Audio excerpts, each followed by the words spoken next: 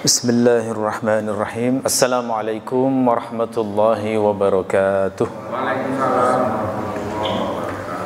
Alhamdulillahirabbil alamin wa bihi nasta'inu ala umuri dunya waddin wassalatu wassalamu ala sayyidil mursalin wa imamil muttaqin nabiyyina Muhammadin wa ala alihi wa sahbihi wa man tabi'ahu bi ihsanin ila yaumiddin. Allahumma inna nas'aluka ilman nafi'a wa rizqan tayyiba wa amalan mutaqabbala. Rabbana zidna ilma warzuqna fahma waj'alna minas salihin. Allahumma rizqna al-khusyu' waj'alna minal khashi'in. Amma ba'du. Bapak Ibu jamaah Masjid Muhajirin rahimakumullah. Alhamdulillah kita melanjutkan kembali kajian makna bacaan salat. Masih membahas doa iftitah ya. Agar tidak lupa, mari kita baca bersama-sama lafaz doa iftitah yang kita kupas pada malam hari ini. Monggo diikuti saya. Subhanakallahumma wa bihamdika wa tabarakasmuka wa ta'ala jadduka wa la ilaha ghairuka. Sekali lagi. Subhanakallahumma wa bihamdika wa tabarakasmuka wa ta'ala jadduka wa la ilaha ghairuka. Sekali lagi. Subhanakallahumma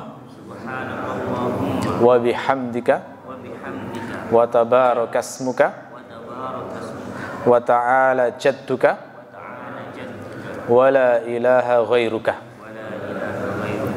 Sebelumnya sudah kita bahas bahwa doa iftitah ini agak mirip dengan doa kafaratul majlis ya. Diawali subhanakallahumma wa bihamdika. Kalau doa kafaratul majlis setelah subhanakallahumma wa bihamdika asyhadu an la ilaha illa anta astaghfiruka wa atubu ilaik. Jadi urutannya tasbih, kemudian tahmid, lalu tahlil, lalu istighfar. Itu kalau doa kafaratul majlis. Tapi kalau doa iftitah ini urutannya adalah tasbih, tahmid, lalu masih memuji Allah. Wa tabarakasmuka wa ta'ala jadduka wa la ilaha ghairuka. Yang terakhir baru tahlil. Jadi ada beberapa kemiripan, tetapi tetap ada perbedaan dalam hal lafaz. Dan ini adalah variasi kelima. Baru variasi kelima dari 10 variasi doa iftitah. Saya harap nanti panjenengan semuanya hafal semuanya nih ya. 10 doa iftitah ini ya. Jadi variasi yang pertama adalah Allahumma ba'id baini wa baina khataayaya dan seterusnya. Variasi yang kedua adalah wajjahtu wajhiya lilladzi fataras samawati wal ard, atau diawali inni wajjahtu wajhiya lilladzi fataras samawati wal ard. Variasi yang ketiga adalah variasi kedua yang lebih panjang. Jadi setelah wa ma ana minal musyrikin, lanjutannya Allahumma antal malik la ilaha illa anta rabbi wa ana abduk, dan seterusnya. Variasi yang keempat adalah Allahu akbar kabira walhamdulillahi katsira wa subhanallahi bukratan wa asila. Nah, variasi yang kelima yang kita bahas ini. Subhanakallahumma wa bihamdika wa tabarakasmuka wa ta'ala jadduka wa la ilaha ghairuka ya. Dan sebelumnya sudah kita bahas makna subhanaka itu adalah kita mensucikan Allah dengan makna bahwa kita itu meyakini Allah itu bebas dari segala sifat kekurangan dan aib. Enggak seperti makhluk. Kalau makhluk itu penuh kekurangan dan aib. Kalau Allah itu sempurna segala-galanya, tidak pernah ada kekurangannya. Makhluk bisa ngantuk, Allah tidak pernah ngantuk. Makhluk bisa lupa, Allah tidak pernah lupa. Makhluk bisa bingung, Allah tidak pernah bingung. Makhluk bisa mati, Allah tidak pernah mati. Makhluk bisa capek, Allah tidak pernah capek. Dan kemarin sudah kita bahas hamba di antara makhluk yang sangat buruk dalam mensifati Allah itu adalah orang-orang Yahudi. Ketika mereka menggambarkan Allah dengan gambaran yang sangat tidak pantas. Dikatakan Allah menyesal. Nah, menyesal berarti kan tidak maha tahu. Ya. Dikatakan bahwa Allah itu capek setelah ngurus alam ini. Gitu ya. Makanya di Quran itu kita diajari supaya mensucikan Allah tidak seperti kaum-kaum yang tersesat di masa lalu. Subhana rabbika rabbil izzati amma yasifun. Maha suci Tuhanmu, pemilik kemuliaan dari apa yang mereka sifatkan, dari apa yang mereka deskripsikan. Artinya kita mengingkari cara umat sebelum kita saat mereka menggambarkan Allah. Nah, makanya kemarin yang kita garis bawahi adalah di antara cara untuk menghayati betul makna subhanallah atau subhanaka itu adalah mempelajari bagaimana umat terdahulu dalam mensifati Allah. Lihatlah bagaimana mereka begitu tidak sopannya kepada Allah. Lihatlah betapa mereka kurang ajarnya kepada Allah. Itu beda banget dengan ajaran Nabi Muhammad yang disuruh untuk memuliakan nama Allah. Saking besarnya nama Allah itu sampai kita itu dilarang mempermainkan nama Allah dalam sumpah. Sumpah itu tidak dianjurkan. Pakai nama Allah ya, itu tidak dianjurkan. Tapi kalau sudah diucapkan, wajib untuk melaksanakan. Kalau sampai melanggar, itu wajib membayar kafarat. Kafaratnya apa? Kasih makan 10 orang miskin, atau beri 10 pakaian orang miskin. Kalau nggak mampu, baru boleh puasa 3 hari. Itu di Quran itu aturannya seperti itu. Kalau zaman dulu itu masih ada pembebasan budak, itu termasuk salah satu bagian kafarat sumpah. Nah, harga budak itu sekarang kayak harganya Fortuner itu kira-kira 1 budak. Dibebaskan berarti melepaskan uang sebesar itu kira-kira. Itu untuk menghormati nama Allah sampai seperti itu ya. Bagaimana ajaran Nabi Muhammad itu luar biasa untuk mengembalikan lagi kemuliaan Allah dengan mengajari keagungan nama Allah. Makanya kalau sudah nyebut nama Allah nggak boleh sembarangan. Nikah itu kan dikatakan menghalalkan kemaluan wanita dengan nama Allah, itu kan. Rasulullah itu kan kalau nasihati para suami kan begitu. Ittaqullah fin nisa. Bertakwalah kepada Allah terhadap wanita itu. Artinya pergaulilah mereka dengan baik. Kenapa? Karena kalian itu wastahlaltum furujahunna bi kalimatillah. Kalian menghalalkan kemaluan mereka itu dengan kalimat Allah. Artinya menghalalkan wanita itu dengan nama Allah. Seperti itu. Agungnya nama Allah itu. Ya, sampai terpakai dalam banyak hal ya. Jadi subhanallah kita berarti mensucikan Allah, meyakini bebasnya Allah dari segala sifat kekurangan maupun aib. Nah, kemudian setelah mengucapkan subhanaka ditambahi Allahumma. Apa makna Allahumma? Allahumma itu berasal dari 2 kata, Allah dan mim yang ditasydid dengan fathah di belakang. Allahu dan mim yang ditasydid di belakang. Akhirnya menjadi Allahumma begitu ya. Allahumma. Nah, apa makna mim yang ditasydid fathah di belakang itu? Para ulama mengatakan mim yang ditasydid di belakang itu sesungguhnya adalah hasil metamorfosis kira-kira begitu ya. Hasil perubahan dari ya nida. Ya yang bermakna panggilan. Jadi aslinya itu ya Allah, aslinya begitu. Ya Allah, memanggil Allah hasilnya itu. Lalu kemudian ya-nya itu dilempar ke belakang, jadinya mim yang ditasydid. Jadi Allahumma itu sama dengan ya Allah. Jadi kan menjerit pada Allah ya, meminta kepada Allah, memanggil Allah, menyeru Allah. Itu makna dari Allahumma. Berarti subhanakallahumma itu sama dengan subhanaka ya Allah. Gitu kira-kira. Biar jenengan lebih bisa merasakan menghayati makna Allahumma itu apa? Itu sama dengan ya Allah. Subhanakallahumma sama dengan subhanaka ya Allah. Begitu. Ya. Nah, di dalam Al-Qur'an di sini tuh ada ilmu yang sangat penting dan menarik bagi kita. Apa itu? Ternyata bacaan subhanakallahumma itu adalah zikirnya penghuni surga. Jadi penghuni surga itu nanti zikirnya subhanakallah. Bukan astagfirullah lagi, tidak ada di sana astagfirullah. Kenapa? Karena astagfirullah itu kan minta ampun. Minta ampun atas segala dosa. Nah, sementara di sana sudah dibalas. Bukan lagi minta ampun di sana. Di sana itu zikirnya bukan astagfirullah, bukan atubu ilaih, bukan Allahu Akbar, bukan, ternyata subhanakallahumma. Itu zikirnya. Itu dinyatakan di surah Yunus ayat 10. Bisa dengan cek sendiri nanti ya. Jadi di sana dikatakan da'wahum fiha subhanakallahumma. Ya, jadi zikirnya mereka penghuni surga itu adalah subhanakallahumma. Nah, kalau kita kaitkan dengan hadis yang lain, maka kita akan mendapati informasi menarik terkait zikirnya penduduk surga itu, yakni bahwa penghuni surga itu saat berzikir kepada Allah itu diilhami seperti manusia di dunia diilhami untuk bernafas. Maknanya apa? Berarti zikirnya itu spontan, terus menerus, tidak pernah berhenti. Subhanakallahumma, subhanakallahumma. Begitu. Kayak kita nafas ini kan tanpa mikir ya. Kita nafas itu tanpa usaha keras, tanpa effort yang keras, tidak usah memplanning bernafas itu. Itu kan ilham yang otomatis sifatnya.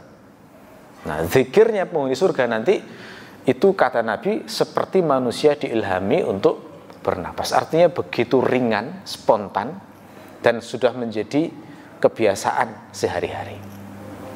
Nah, kalau kita kaitkan dengan maknanya, maka seakan-akan penghuni surga itu saking gembiranya mendapatkan nikmat surga itu, saking gembiranya mereka itu bahwa ternyata Allah itu tidak mengingkari janji, lalu mereka memuji Allah dengan kata-kata subhanakallahumma. Seakan-akan terima kasih ya Allah, engkau benar-benar zat yang tidak pernah mengingkari janji. Ini buktinya saya sekarang kau masukkan surga betul seperti yang kau janjikan waktu di dunia dulu.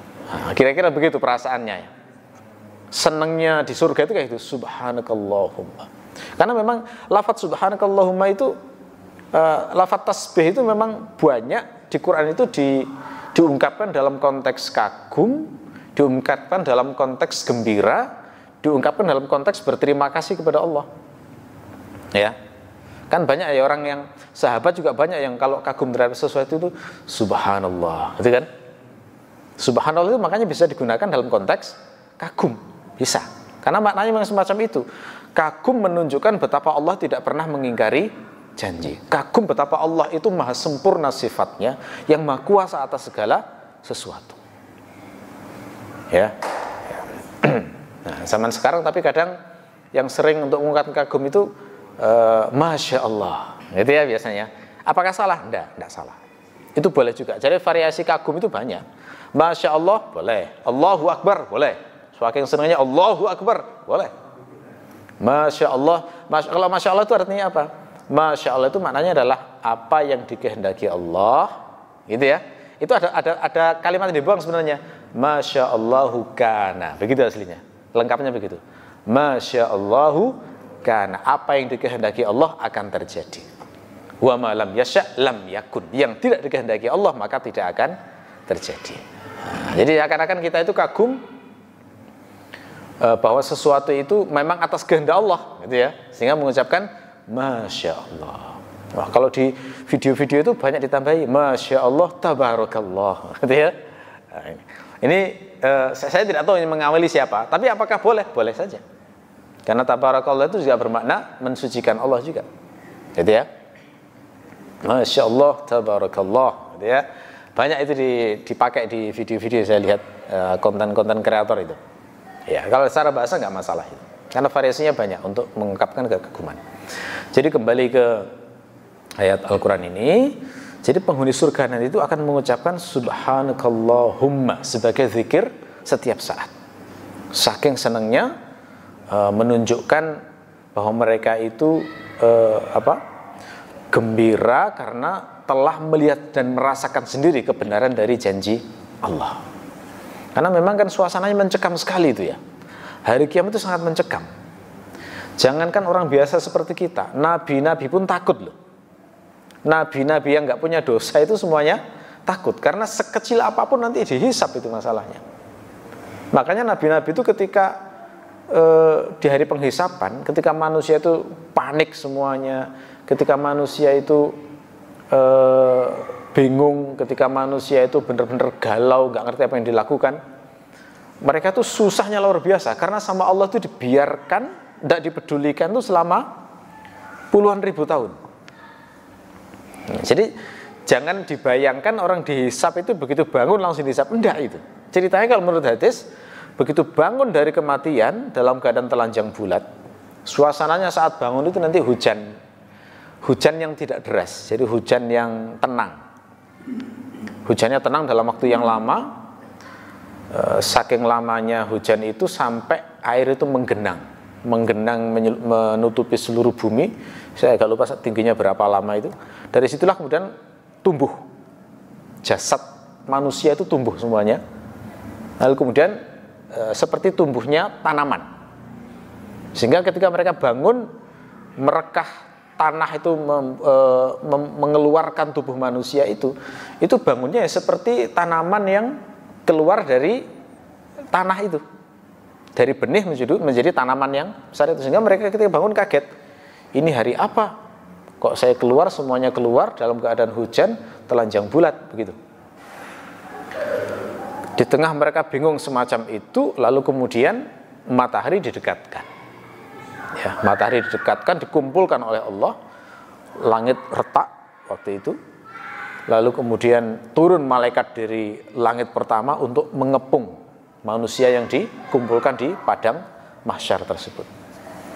Mereka itu dikumpulkan sesak.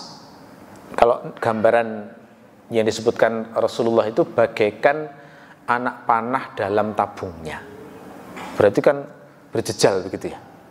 Jadi jangan dibayangkan mereka itu duduk-duduk santai, tidak bisa. Di hari penghisapan itu mereka akan digiring sampai levelnya berjejalan, seperti anak panah di dalam tabungnya. Malaikat di langit pertama turun mengepung mereka, membentuk lingkaran. Setelah kemudian turun malaikat di langit kedua, membentuk lapisan kedua, mengelilingi malaikat sebelumnya. Itu terus sampai langit ketujuh. Itulah yang dinyatakan dalam Al-Quran, wajah rabbuka wal malaku saffan saffa. Jadi malaikat itu akan bersoft-soft. Bersoft-soft itu maksudnya di situ, menyaksikan hari penghisapan itu, mengepung manusia yang hendak dihisap itu tadi. Dan jumlah malaikat hari itu jauh lebih banyak daripada jumlah manusia digabungkan dengan jin, mulai awal sampai akhir. Makanya di Quran itu juga ada ayat yang mengatakan, di hari itu engkau akan tahu lebih banyak mana tentara Tuhanmu ataukah mereka, gitu ya. Itu saking banyaknya malaikat yang mengepung di hari itu. Terus matahari didekatkan. Matahari didekatkan sehingga orang kepanasan, dan bayangkan kepanasan itu nggak bisa duduk, nggak bisa minum. Makanya diceritakan berkeringat orang-orang di hari itu.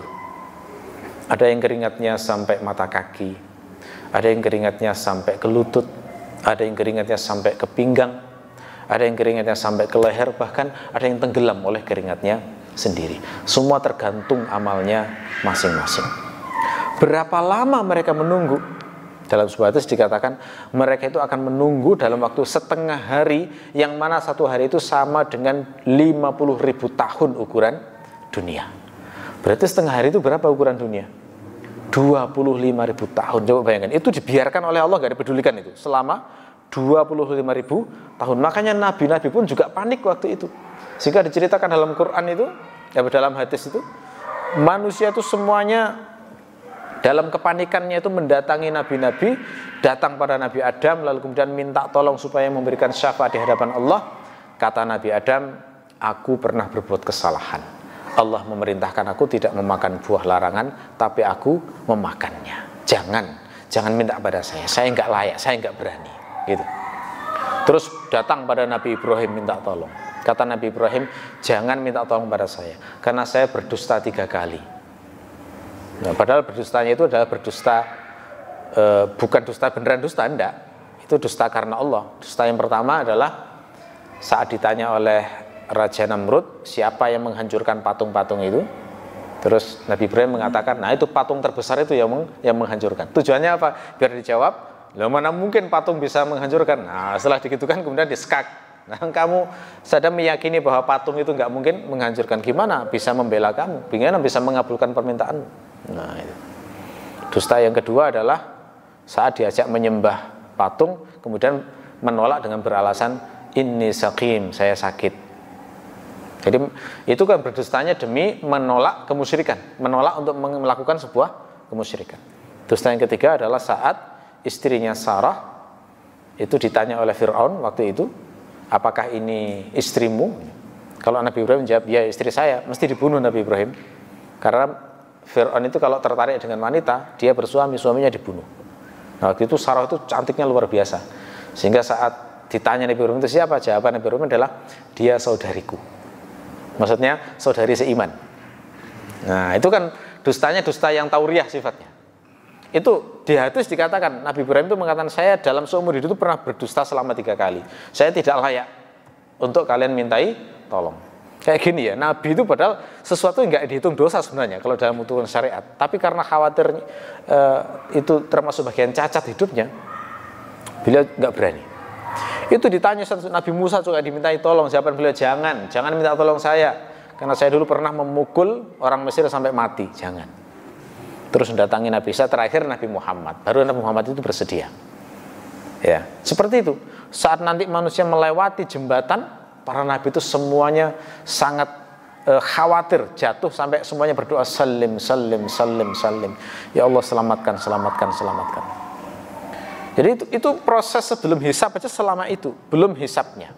Sementara yang dihisab itu adalah manusia semenjak zaman Nabi Adam sampai manusia terakhir di hari kiamat nanti. Bayangkan berapa lama itu prosesnya. Terus belum nanti saat melewati jembatan, itu juga perjuangan tersendiri itu. Saya nggak menemukan riwayat yang sahih maupun hasan terkait lamanya melewati jembatan antara surga dan neraka ini. Yang ada adalah asar dari sejumlah tabi'in atau tabi'in, itu berbagai macam riwayatnya. Di antara riwayat itu yang paling ringan adalah mengatakan begini, lama perjalanan melewati jembatan itu adalah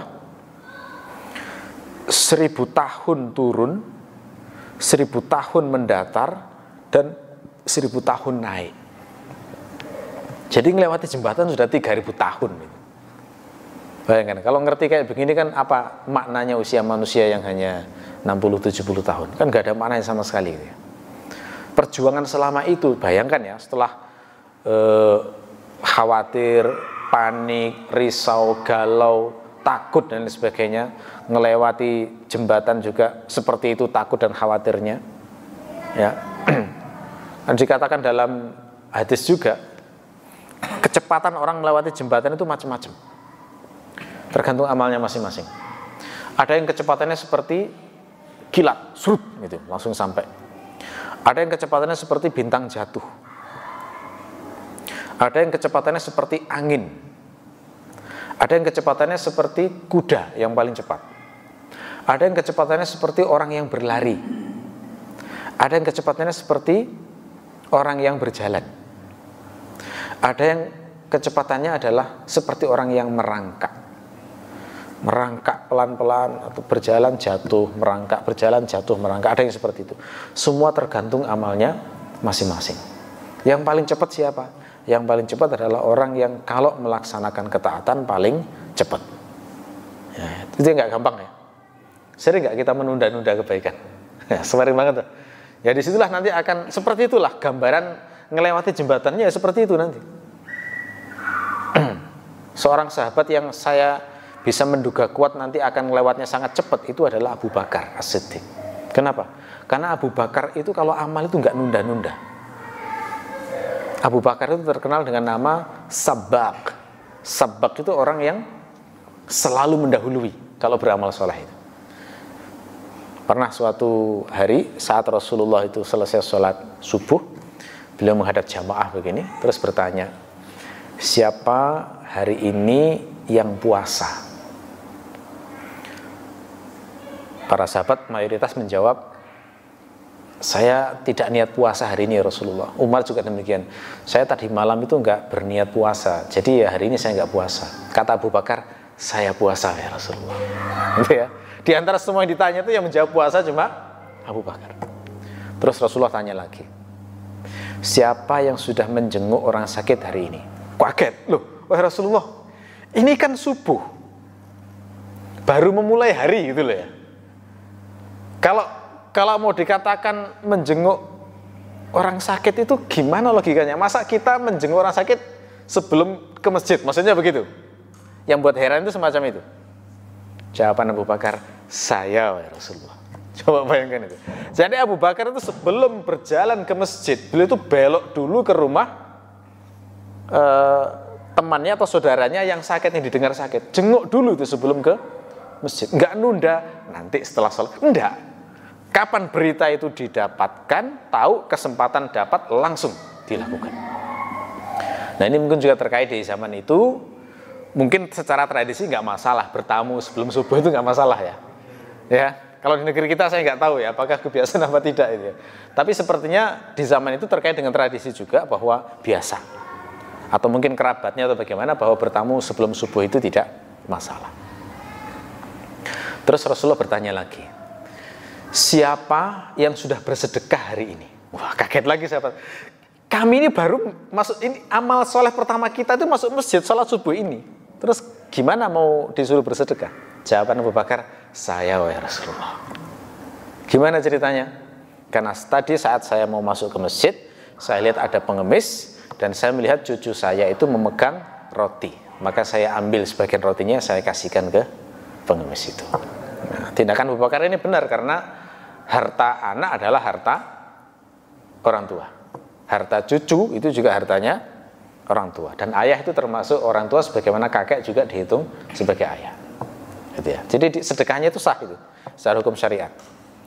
Nah, Rasulullah kagum dan mengatakan beruntung. Siapa yang terkumpul dalam satu hari ini 3 amalan ini, puasa, menjenguk orang sakit, dan sedekah, maka pasti masuk surga. Wah, luar biasa itu. Makanya Abu Bakar disebut sabak, karena nggak pernah menunda-nunda kebaikan. Coba kita rasakan ya hari ini. Mungkin kita berhasil melaksanakan sebuah amal soleh, tapi berapa persen di antara kita yang sanggup cepat melakukan amal soleh? Tidak semua itu. Itu yang akan menentukan kecepatan saat melewati jembatan itu. Termasuk kegagalan seseorang dalam melawan perbuatan maksiat. Kan nggak mungkin ya orang mukmin bersih dari maksiat itu kan tidak mungkin. Nah, ketika seseorang itu tergoda melakukan maksiat, maka saat melewati jembatan itu dia juga akan terjatuh di situ. Sesuai dengan banyaknya jatuhnya dia dalam maksiat di dunia itu. Kalau dia nggak mentaubati maksiatnya, ya sudah terluka betulan. Maka Nabi itu menggambarkan di kanan kiri dari jembatan itu ada semacam duri-duri raksasa yang akan mencabik-cabik tubuh orang yang melewatinya. Itu berlaku bagi orang-orang mukmin yang dosanya itu belum selesai saat dia mati. Itu pasti akan dialami nanti. Untung kalau hanya tercabik-cabik di jembatan itu. Kalau kepleset itu loh gimana? Ya kan? Itu yang sangat digalaukan. Ya, jadi yang melewati jembatan itu hanya orang mukmin loh ya. Ini persepsi yang harus ditekankan. Jangan sampai ada pemahaman orang kafir juga dilewatkan jembatan. Tidak. Itu hanya untuk orang beriman. Hisab dan melewati jembatan itu hanya untuk orang beriman. Kalau kafir untuk apa dihisab? Kafir sudah jelas. Kekafiran dia itu sudah cukup untuk membuat kita dilemparkan ke dalam neraka. Makanya hadis-hadis tentang orang kafir itu nggak melewati hisab, langsung dilemparkan ke neraka. Hisab itu untuk orang yang beriman. Jadi seperti itu. Nah, sekarang bayangkan ya, kegalauan, kepanikan yang selama ribuan tahun itu, lalu kemudian mencapai ujungnya, sampai juga ke neraka. Sampai juga ke surga, Itu bayangkan betapa bahagianya hatinya dia. Di sana disambut bidadari yang cantik-cantik ya, bernyanyi mereka, senyum manis yang kalau di hadis itu digambarkan bidadari itu kan luar biasa kecantikannya. Luar biasa. Seandainya tangan mereka itu salah satunya diletakkan di dunia, niscaya cahayanya itu mengalahkan cahaya matahari katanya. Seandainya salah seorang di antara mereka itu meludah ke samudera dunia, maka seluruh air samudera akan menjadi wangi. Wah, itu baru ludahnya itu. Gimana yang lainnya? Allah yang tahu itu ya. Bayangkan itu betapa gembiranya itu di sana itu. Maka wajar ya. Sekarang kita lebih bisa merasakan itu kalau zikir mereka subhanakallahumma, subhanakallahumma. Senang sekali. Allah benar-benar zat yang tidak mengingkari janji. Ternyata benar itu. Orang-orang mukmin bertakwa ini ternyata dibalas oleh surga. Kadang-kadang di dunia ini kan kita ini digoda, kita ini juga dibuat ragu atau dibuat galau dengan orang-orang ateis yang mengajak untuk berpikir bahwa nggak ada namanya akhirat, nggak ada namanya surga, kan begitu ya. Tapi kalau nanti sudah melihat sendiri, merasakan sendiri, baru itu akan terasa betul saat mengucapkan subhanakallahumma, subhanakallahumma ya. Makanya ini mari kita perbanyak doa ini, mari kita perbanyak zikir ini. Ini zikir yang diterangkan dalam Al-Quran. Kalau kita itu membiasakan dan memperbanyak zikir ini, bukankah kita menjadi berhak, layak untuk berharap dimasukkan Allah ke dalam surga? Di dunia sudah membiasakan lafaz itu, gitu ya. Dalam hadis itu dikatakan Allah itu lebih penyayang dari seorang ibu kepada anak-anaknya. Kalau Nabi Isa itu memberikan perumpamaan gini, kalau misalnya seorang anak minta roti kepada ibu, apa iya ibunya nanti akan ngasih batu? Kan tidak. Nah, sama seperti itu. Allah itu lebih penyayang dari seorang ibu. Kalau kita minta surga dan kita juga membiasakan lisan kita mengucapkan subhanakallahumma, supaya nanti di akhirat termasuk yang mengucapkannya di dalam surga, Allah itu lebih mulia untuk menggagalkan keinginan kita, gitu ya. Nah, itu makanya itu subhanakallahumma, subhanakallahumma. Ini adalah zikirnya penduduk surga, yang bisa menjadi booster ya untuk kita supaya memperbanyak zikir ini, terutama di dalam sholat ya. Makanya ini keutamaan bacaan ini saat dibaca iftitah itu karena ini bagian dari zikirnya penduduk surga. Jadi saat mau mengawali sholat, Allahu Akbar diawali subhanakallahumma, itu sambil dibayangkan ini bacaannya penghuni surga. Saya baca supaya saya nanti bagian dari penghuni surga yang bahagia sekali karena menemui janji Allah di akhirat nanti, ya, gitu. Ya, kemudian kita lanjutkan wa bihamdika. Apa makna wa bihamdika? Ya, kata wa bihamdika ini terdiri dari 3 kata. Terdiri dari 4 kata aslinya. Wa, kemudian bi, hamdi, dan ka.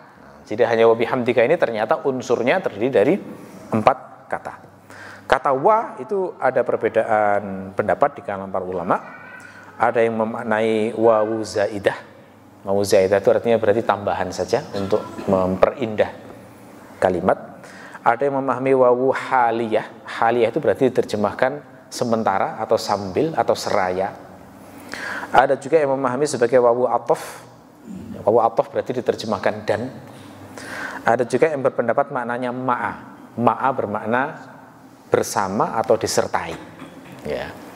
Kemudian bi-nya pada kata wa bihamdika, apa makna bi? Bi di situ maknanya adalah lil musahabah atau lil mulabasah. Jadi maknanya menyertai.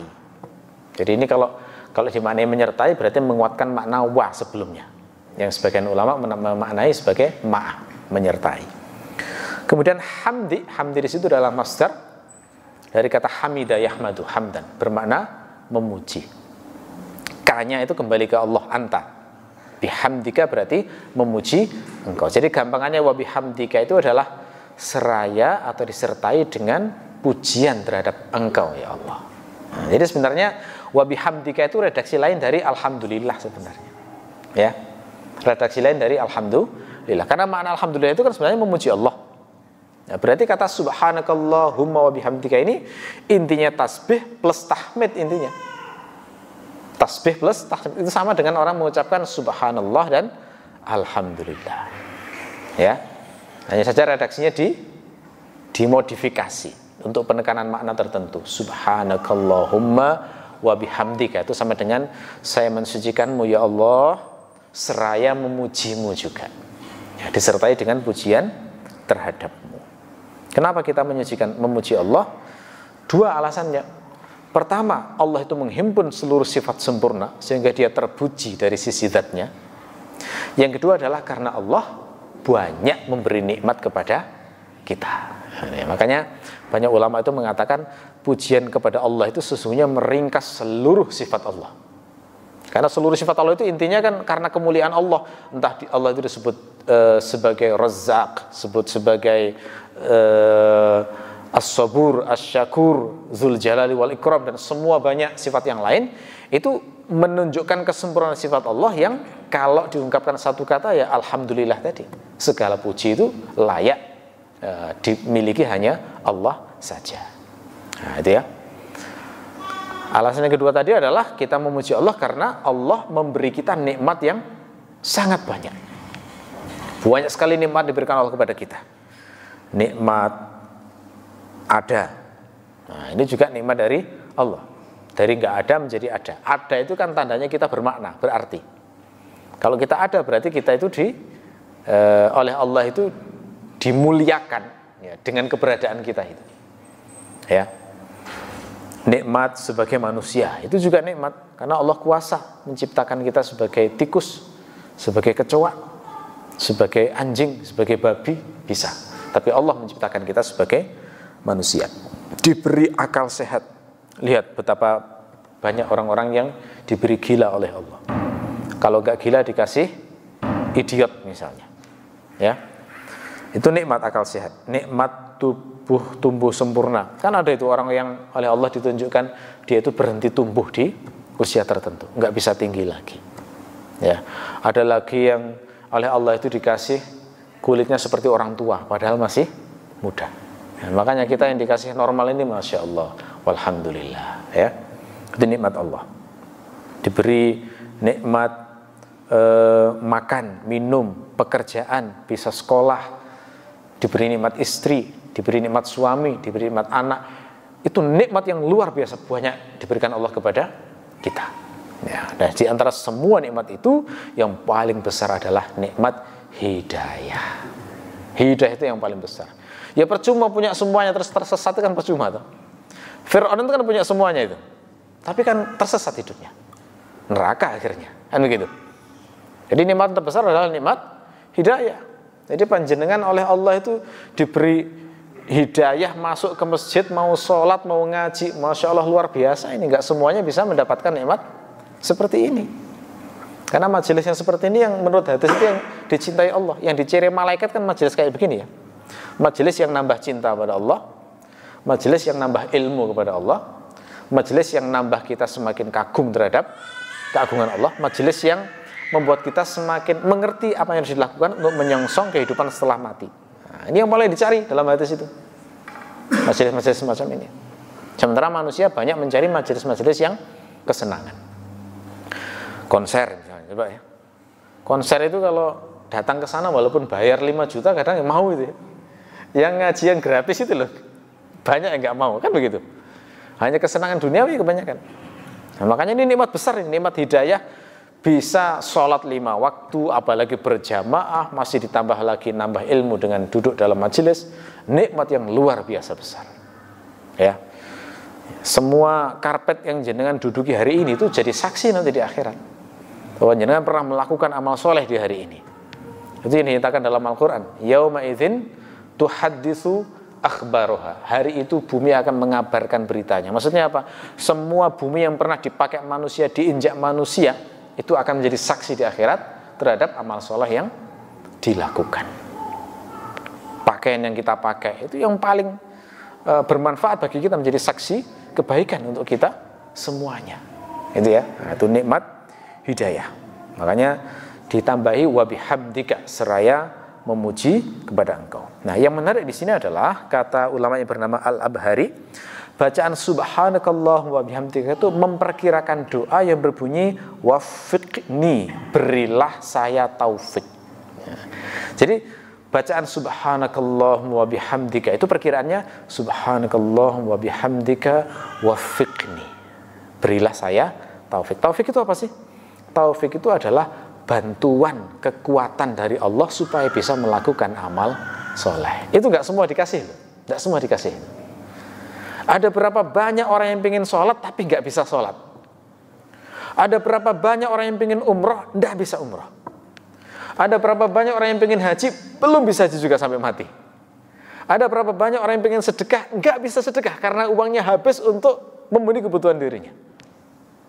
Ada berapa banyak orang yang pengen ngaji, nggak bisa ngaji karena waktunya habis untuk mencari nafkah. Kan begitu. Nah, bantuan untuk bisa melakukan amal soleh itu namanya taufik. Ya. Ada berapa banyak orang yang pengen sholat khusyuk tapi nggak dikasih, berarti belum dapat taufik. Ada berapa banyak orang yang pengen istiqomah sholat malam tapi nggak dikasih sholat malam, berarti belum dapat taufik. Niatnya dapat tapi taufik amal solehnya belum dapat. Makanya bertahap itu memang. Pemberian Allah itu bertahap, hidayah dulu, ilmunya dulu, setelah itu baru kemudian taufik. Begitu. Nah, agar mendapatkan taufik, ya harus diminta memang. Salah satunya ikhtiarnya adalah dalam bacaan doa iftitah ini. Subhanakallahumma wa bihamdika, itu maknanya adalah wafiqni, berilah kami, berilah saya taufik. Gitu ya. Nah, logikanya bagaimana? Penjelasan para ulama adalah begini. Memuji Allah itu adalah bentuk terima kasih kepada Allah.